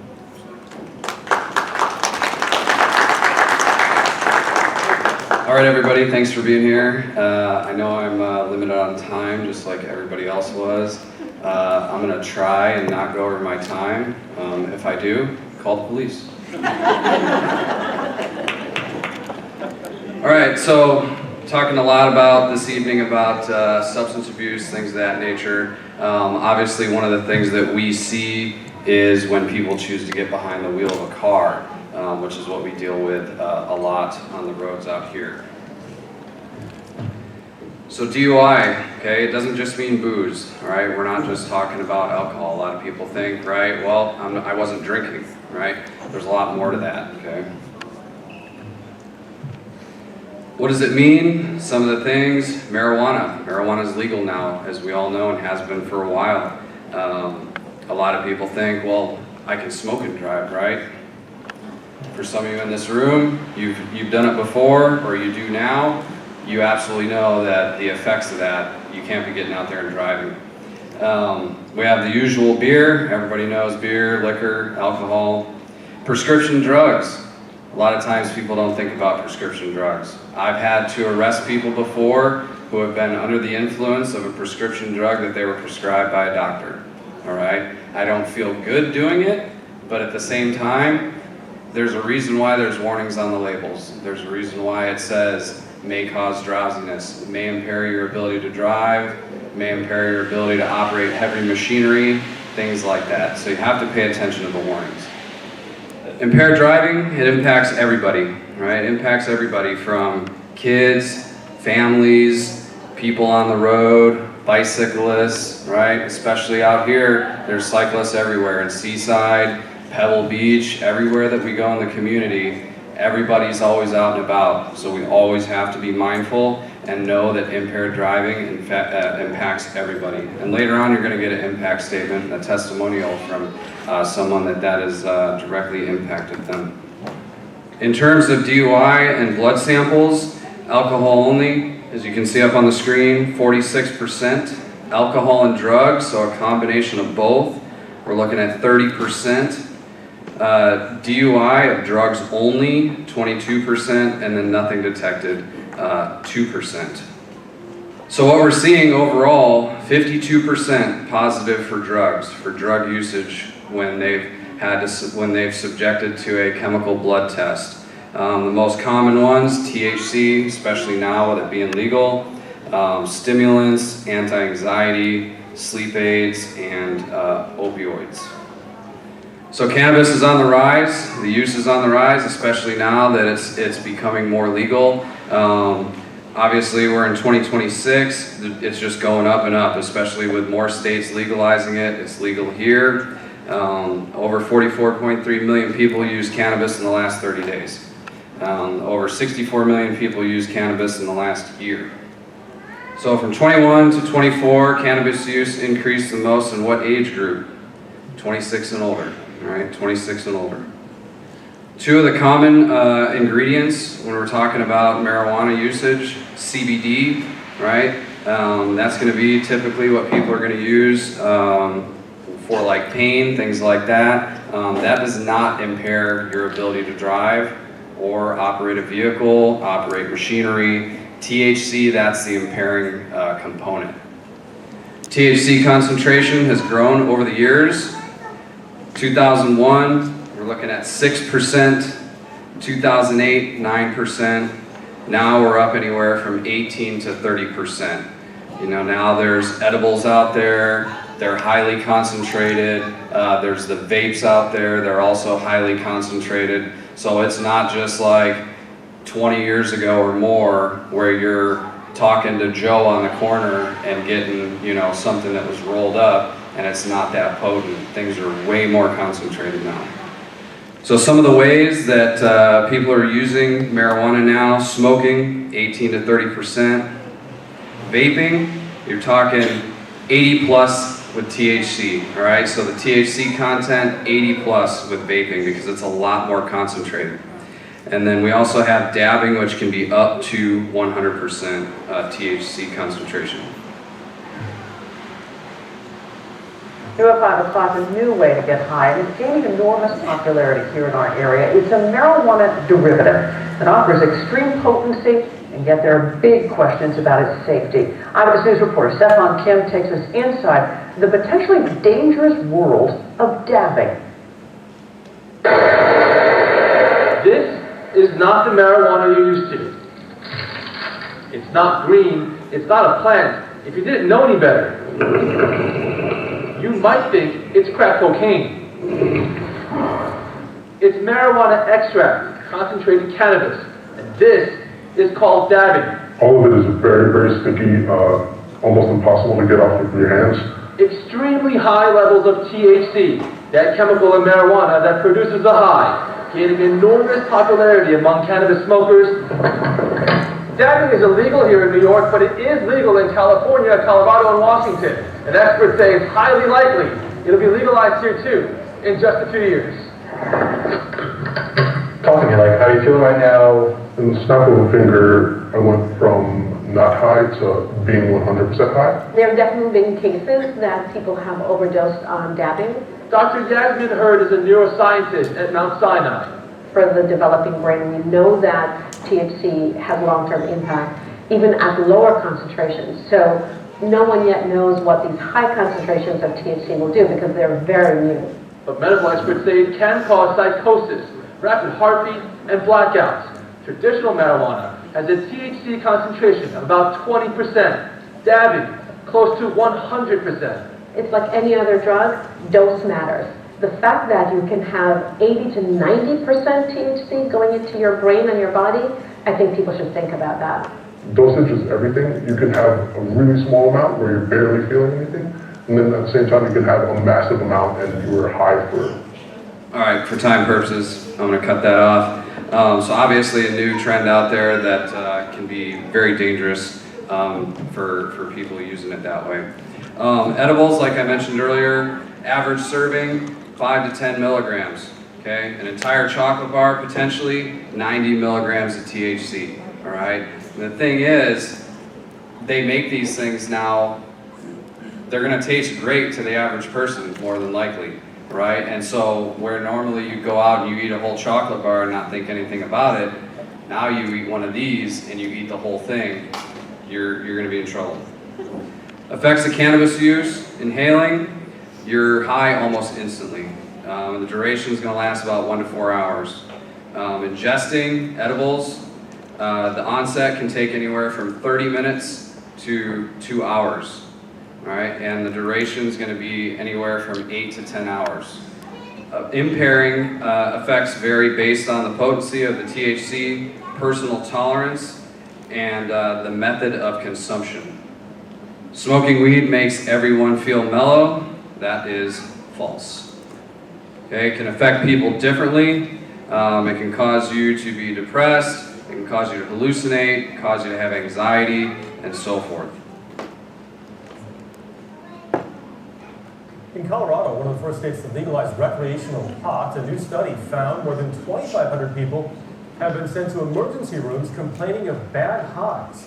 10 states have legalized recreational marijuana. Over a 5-year period, cannabis-related emergency room visits more than quadrupled. About 10% of those visits were from edibles. Reasons for visits included vomiting and psychiatric symptoms. Nearly a third of all cannabis-related visits led to hospital admissions. People are sometimes using it for recreational purposes and then ultimately also using it if they've got back pain. And so when that line is blurred, there's less regulation about how to do it and how to do it safely. As far as cannabis and driving, 6% report having driven within 1 hour of using, right? 1 hour of using. So if you noticed earlier, I said that the onset can last up to 1 to 4 hours, right? So they're clearly impaired once they're deciding to go out and drive within that hour. 75% think it is unlikely to get caught driving within an hour of using cannabis. I actually drive better when I'm high. Common misconception, right? He thinks he's probably a little more little more chill, a little more relaxed, right? What's the worst thing that's gonna happen? Impact on driving, right? THC, the main impairing ingredient, slows reaction time, decreases coordination, and impairs your judgment. Kind of similar to what alcohol does. If you feel different, you drive different. Safe to drive, regular cannabis users completed driving simulations after smoking. Regular cannabis users completed driving simulations after smoking. What were the results? These two rows show cannabis users' self-perception of their driving abilities versus their actual driving performance over a 4.5-hour period. Up to 30 minutes after they smoked, they were aware that their driving ability was impacted. Their self-perception matched their actual performance. In fact, many said they would not drive in their current state. However, at 90 minutes, drivers felt that the impairment was wearing off. This made them more likely to drive, even though their actual performance was no different than how they performed at 30 minutes. 4.5 hours later, the simulation showed that the impairment had worn off, and their driving ability now matched their self-perception. Law enforcement's looking for a lot of different things, such as attention problems, people staying stopped at green lights, people proceeding through yellow lights at an unsafe speed. Maintaining lane positions is a big one. Tailgating, unsafe lane changes, driving up on the curb. We're seeing people who drive too fast, maybe even drive too slow. If you're slow to respond when we pull you over and have a hard time getting out of the car, we're going to check to see if you're impaired. I'll share one more video here.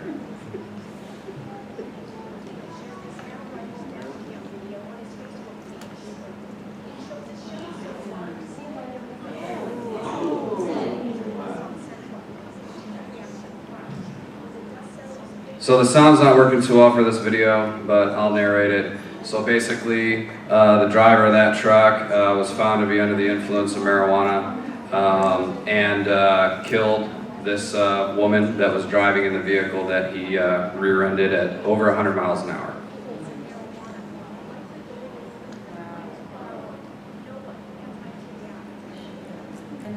The CHP says they have evidence that the 21-year-old driver who caused a 5-car pileup in Fremont was stoned.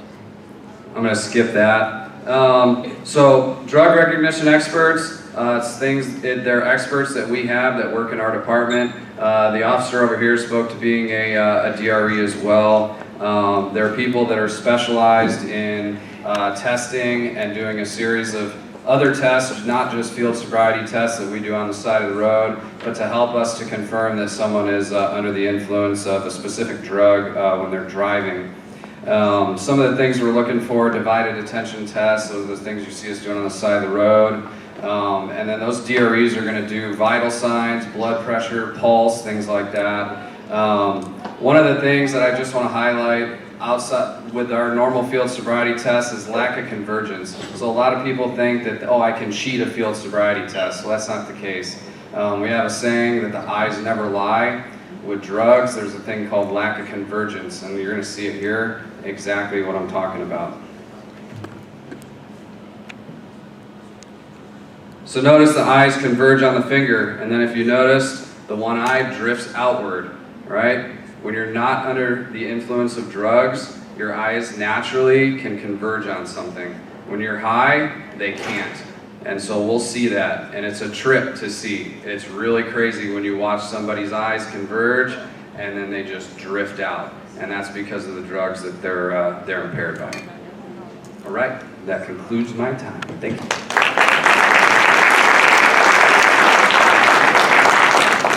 Thank you, Officer Moore, for that valuable presentation. There are things that I didn't even know about, so I really want to thank you for providing some insight.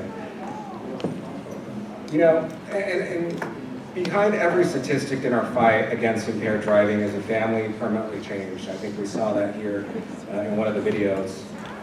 And now we're going to move on to our testimonials, and I want to introduce Judy Acevedo, who knows this pain intimately, having lost her husband to a preventable DUI crash. Out of that tragedy, she has found strength to advocate for safer roads and community. She shares her story of loss, resilience, and hope, and is a powerful reminder of why our community's advocacy matters. So I want us all to just really appreciate this moment and give her our undivided attention, because this is a very important testimonial. So thank you, Judy, for being with us today.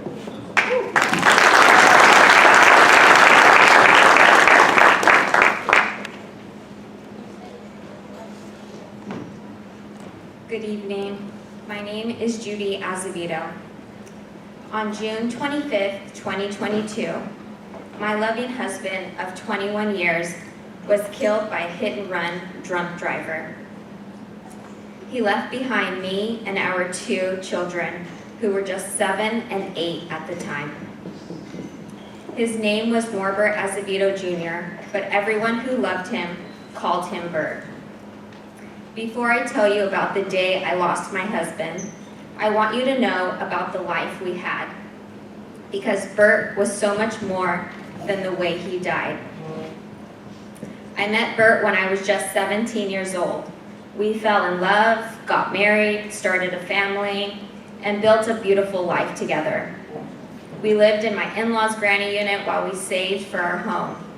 We worked, we raised our children, made memories, and built a family that I'm incredibly proud of.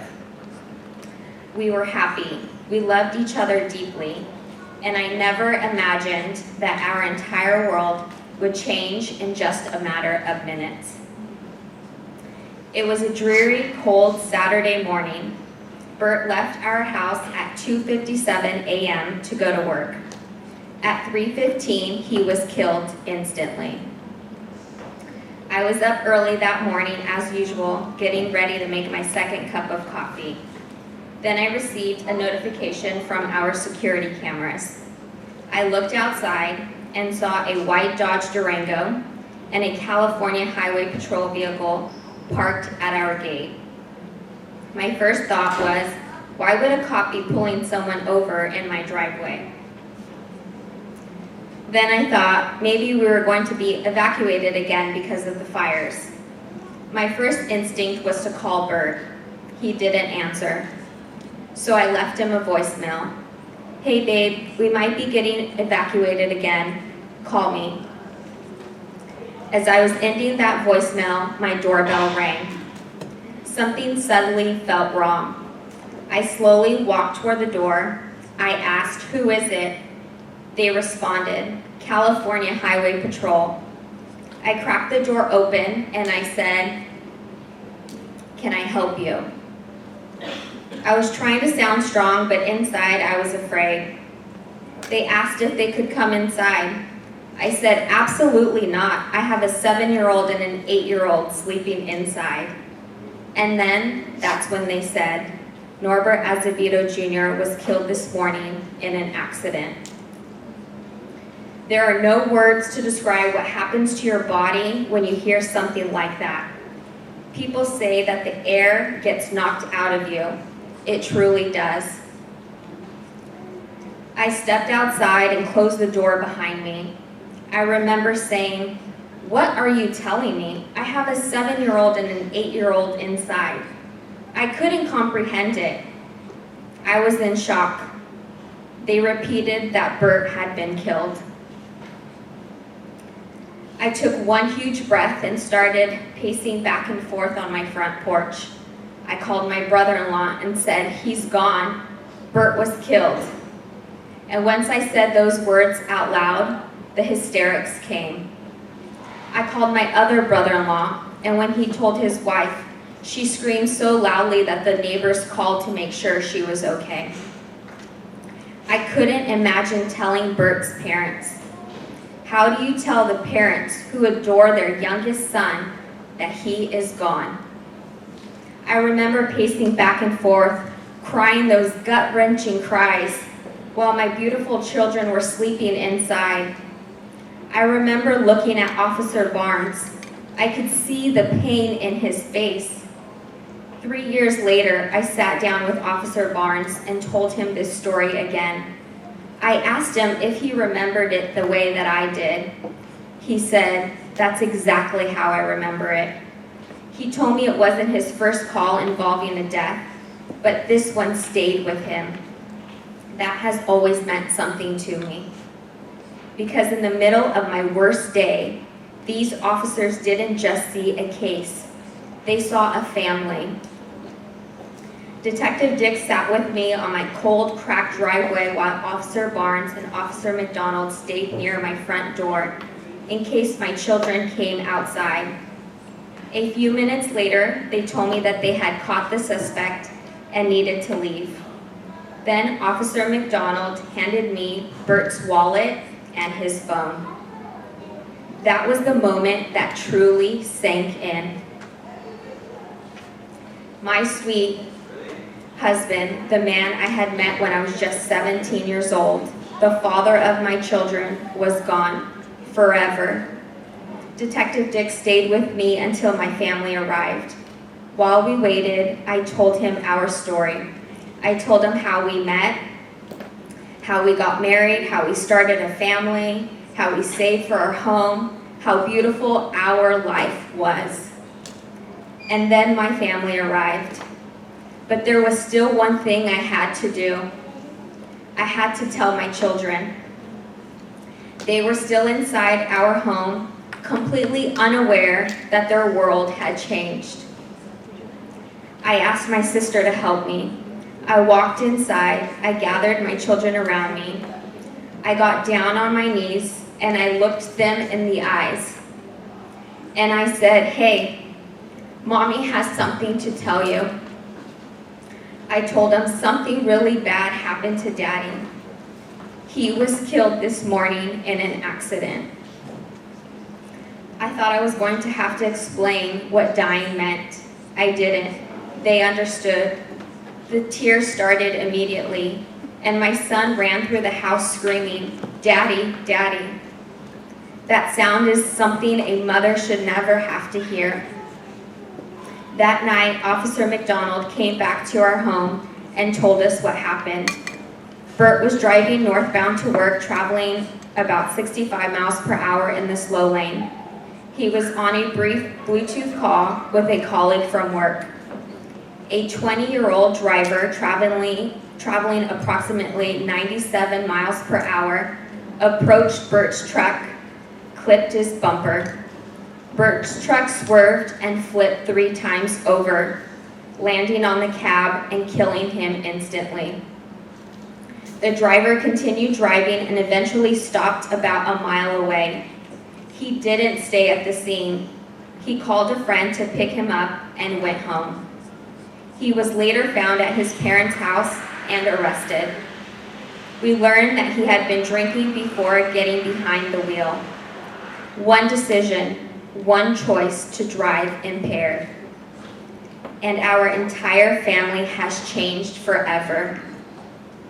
What followed was a year of waiting, grieving, and preparing for trial. My children and I eventually stood in court and read our victims' impact statements. We poured our hearts out. We talked about the husband who was taken from me. We talked about the daddy who was taken from our children. The driver ultimately received 4 years and was expected to serve 3. And I remember thinking, how can the life of my husband, the father of my children, possibly be reduced to 3 years? But eventually I realized something. The sentence wasn't going to bring Bert back. Anger wasn't going to bring Bert back. And living in that moment forever wasn't going to bring Bert back. So I had to figure out a way to live. Grief has been one of the hardest things I've ever experienced. I used to think healing meant that one day you would stop hurting. I've learned that that isn't how grief works. Grief comes in waves. Sometimes it knocks you down.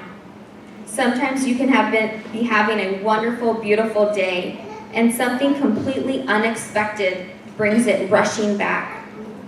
But with healing, you'll learn to carry it. Eventually, grief becomes a companion rather than something that controls you. 2 women at my church helped me understand that. My My pastor's wife was a young widow herself.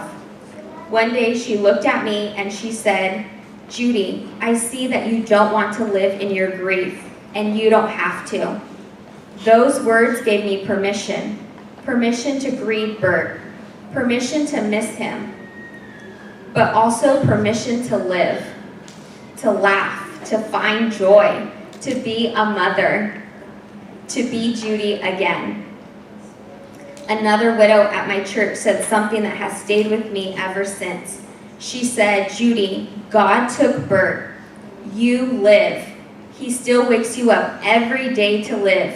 He has a purpose for you." That changed something inside of me. I realized that waking up each morning wasn't just another day. I had to survive. It was a gift. Another opportunity to love my children. Another opportunity to serve. Another opportunity to make an impact. Another opportunity to honor Bert by living the life that was still in front of me. And that is what I say to anyone who is going through something today. You don't have to live a life of grief. You can carry it, you can honor it.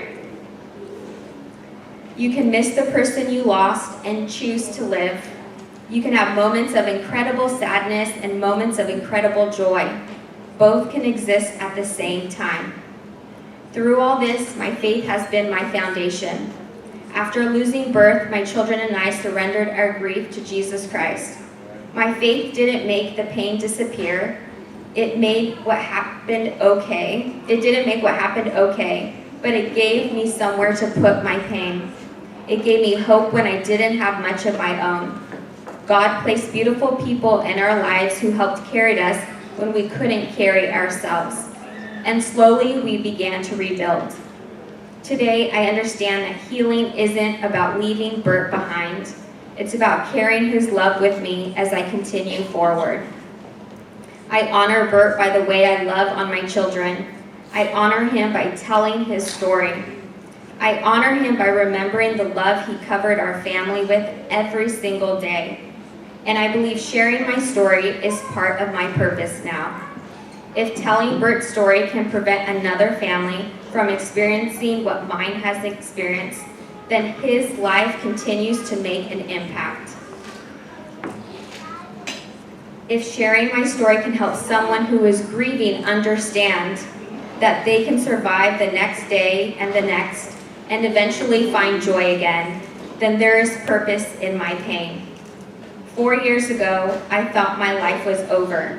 Today, I know it wasn't. It was forever changed, but it wasn't over. I am still a mother. I am still living. I am still laughing, and I am still loving, and I am still walking in faith. My children and I are thriving while we are living a beautiful life filled with joy, love, laughter, and faith. And I believe Bert would want that for us. His absence will always be part of our story, but it is not the entirety of our story. So tonight, I don't want you to leave here only remembering how Bert died. I want you to remember how he lived. He was a husband, a father, a son, a brother, a friend. He was loved, and his life mattered.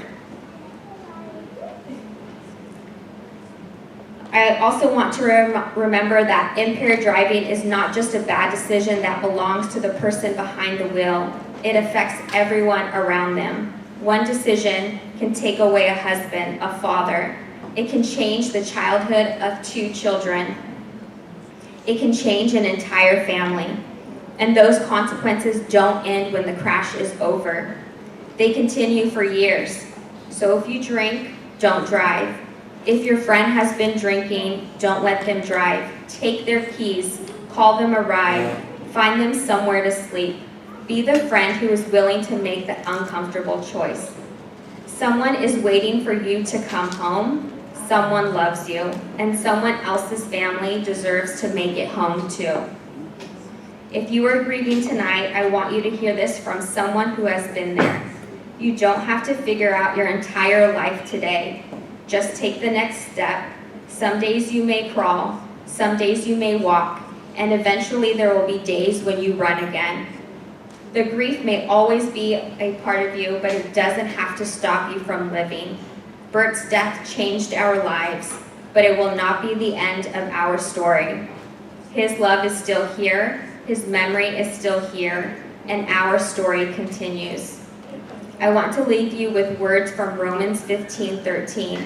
May the God of hope fill you with all joy and peace as you trust in him, so that you may overflow with hope by the power of the Holy Spirit. That is what I have learned through this journey. Hope doesn't mean that I don't miss Bert. Hope doesn't mean that what happened didn't break my heart. Hope means that even in the middle of my deepest grief, I can trust that God still has a purpose for my life. 4 years ago, I thought my story was over. Today, I know that God is still writing it, and I choose to keep living it with faith, with purpose, with joy, and with hope. Thank you.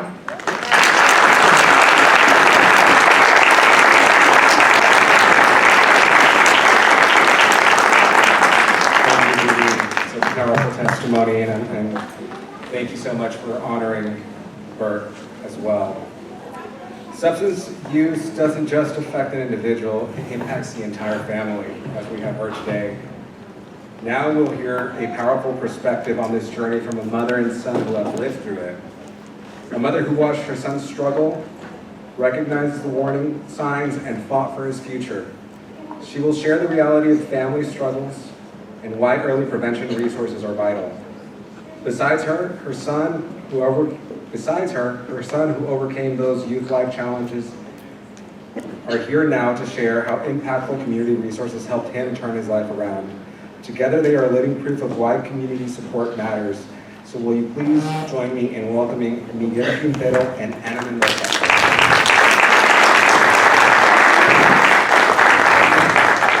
Hi everyone, good afternoon. So just a little disclaimer, my son's a little nervous.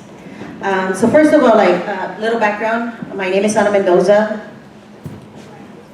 My name is Miguel Quintero.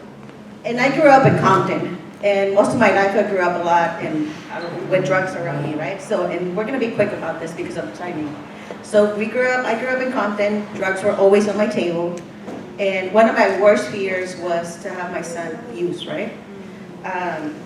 As a mom, culturally, out there, if you're Latina, you're always gonna be like, ya te dije not to do this, ya te dije, right? So when my son started using, and I found out, I was like, pinche chamaco, you know, why don't you listen to us and stuff like that? That's what we usually do, right? But some of the time we're talking from our trauma. Being raised with parents that use drugs, alcoholism, and my mother dying at the age of 40 from using alcohol. That was devastating. But let him tell you the story. I was around 10 years old when I was first introduced to smoking, and it was by my sister's boyfriend at the time. I was like in this apartment, it was empty, and he just came by and he was like, hey, do you want to try this? And me being the dumb kid I was at the time, I was like, oh, hell yeah. By that point, there was like no real signs of substance abuse or addiction. I just like offered it. But later on in like 6th and 7th grade is when I first got my first vape. At first I would see like rappers smoking in music videos, so I thought it was cool. But then after a while, I started realizing like, wow, I keep buying these things, I can't live without them, like I don't know what's going on with me. And then sometime last year, my friend, I used to smoke with him all the time, and he gave me this thing. It was like a sour strip, and I ate it, and it was laced with something, like something that wasn't marijuana, any of that. And it was like a really life-changing and traumatic experience for me. I felt like I wasn't real, like I was about to die. I felt like the walls closing in, like everything was turning black around me, and I thought that was like my last day alive. Then I woke up from a coma, and I was surprised. I had no idea that I was even in a coma. I kind of just thought it was a dream because I just woke up and I looked to my side, and like in front of me is my dad and my sister and my mom. And they told me that I had a seizure and I was put into a coma. And that really made me realize, like, yeah, it's not fair for these people, like my family, the people who love me, to see me like this, to be wondering if I'm gonna live to see another day or not. And if I could give any like advice to anyone young who's smoking or drinking or using any substances, just find help. Find help from those around you, and find help from people that love you, because I promise there's solutions for every single one. Thank you.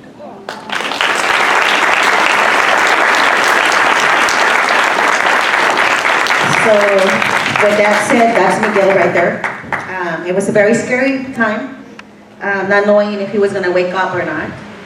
I'm glad he's here. I'm glad you guys are here too, right? So thank you for being here. And like we talked about it, we usually judge people because they're using, right? Pero let's let out a hand. My parents used drugs for most of their lives, you know, and I wish my mom would have seen my kid. So with that, I say gracias. Judy, thank you so much for sharing your testimonies. It's very powerful, and thank you so much for being vulnerable, because these are topics that are very, very hard to talk about, very hard for people to understand sometimes, but very important, because you are changing lives and your stories are making a difference, and I'm sure our guests will be taking those stories with them and sharing them within the community, so thank you so much. Now we're going to move on to questions and answers, and I know we're running a little short on time, and I have a couple of questions here that were provided to me by the community. I'm just going to start off real quickly with one of the questions. Can college students come to Sun Street Centers? Do they need insurance? And does Sun Street Centers do training in person, or how to use Narcan? Yes, college students can come to Sun Street Centers. In terms of the prevention aspect and volunteering and supporting the work that we do have some areas of opportunity for volunteering and supporting in that area. We do have a youth program as well that supports with the volunteering, just kind of peer-to-peer approach, mentoring, and we do a lot of community education as well, and we train the youth. They get volunteer hours, they get job opportunities. That's how I started with Sun Street Centers. I started as a youth volunteer when I was 15, and I developed a career. I've had a lot of opportunities, so I definitely encourage any youth that would like to attend. And in terms of the options of the treatment, if you can repeat that second question, Marciano, he is our Chief Executive Program Officer, and he can answer a little bit more about that. Thank you. The second part of the question was, does Sun Street Centers do training in person, and how to use Narcan? Well, unfortunately, not to the public. They can and they do via prevention, but with our SUD provider programs, the Narcan training is done within the staff. And we have approximately 200 staff members that are qualified and trained to utilize Narcan. Thank you so much for that. Sure. Of course. We have another answer here, if you want to come up here. I was going to say that there's actually a video on YouTube that will help you figure out how to use Narcan. I believe it's in English and Spanish. At the hospital, we also have these little training devices, and each time we provide Narcan to any patient, we demonstrate how to use this. And we have to take that training ourselves before we even demonstrate that. This has become a great rapport builder, because people will kind of stop me and they'll see what's that on your badge, and so I'm able to kind of share about this. But just in case anyone's curious, you can go on YouTube and find the official training on there. It's only a couple minutes long, and again, it's in English and Spanish. Also, just to add to that, there is Narcan available for any, you can take as many as you want. There's extra in your table, and there should be a QR code, instructions on how to utilize it. They're really, it's pretty straightforward. There's no harm in using it if it's not, needed. So we just recommend it if you think it's a situation where Narcan would save the life, just do it, go for it. It's better to be safe than sorry, so. Definitely, and thank you for that question. Thank you for that answer, well, all of those who answered. The next question I think would go for our law enforcement officers here. Can THC such as dabbing be concentrated with other drugs such as fentanyl? The answer is absolutely, absolutely. Especially, with the, black market, things like not buying it from an actual dispensary and so forth. There's always that risk of whatever you're getting off the street being laced with something that you weren't aware of. Thank you for that. And then the last question I have here, can anyone in the public access the OD map? No. Okay. Can we keep overdose awareness in conversations with family to destigmatize and inform? I can answer that one, I think. Definitely. It's important to talk about this at home. It's important to talk about this with our older adults, with our younger children, with the next generation. And we're all doing our part here. By you just being here, you're making a difference and you're already creating awareness within the community. So I want each and every one of you to take these stories, share them with the family, share them with friends, because you might be saving a life in the future. So thank you all for that. And I'm gonna add to that one too. So as a mom, one of the conversations I always have with my kids is like, I always tell them, be as honest as you can with me so I can help. If you don't tell me what's going on, I can't do it. And I share as much as I can about my life experience, right? Like how I grew up with my parents, how they used, how I try to stay away from all that stuff, right? And they see it. And if you have those straight up conversations, they're gonna listen. They're gonna tell you. And if they do tell you, it's like, okay, what are the next steps to follow? How can we help each other? Let's walk this road together, Thank you for that. Very wise words. And I always say mothers know best, right? So thank you so much for sharing that. Can we all give a round of applause to our panelists for the amazing work, for taking time out of their day to be here with all of us today. All right, 1, 2, 3. Awesome. Thank you so much for being here with all of us tonight. Really appreciate each and every one of you.